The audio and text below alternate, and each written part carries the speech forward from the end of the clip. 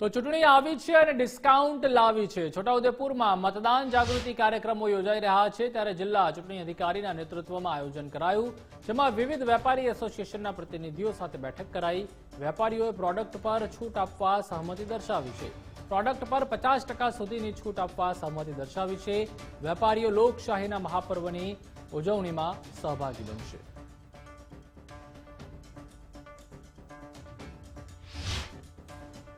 પ્રતિનિધિઓ સાથે આપણે ચર્ચા કરીને અવસર ડિસ્કાઉન્ટ માટે પ્રયત્ન થાય એ દિશામાં આપણે બધા સાથે એક સહમતિ કેળવી હતી।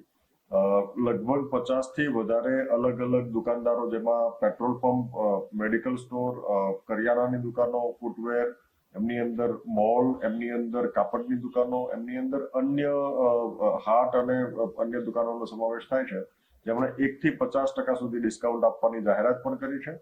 જે મતદારો મતદાન દઈને એમાં ઇન્ડેલિબલ ઇન્ક લગાવેલી હોય આંગળી ઉપર, એ દેખાડશે તો એમના આધારે એમને આ પ્રકારનું ડિસ્કાઉન્ટ મળશે। આપણા જિલ્લામાં 7મી મેના રોજ મતદાન થવાના છે।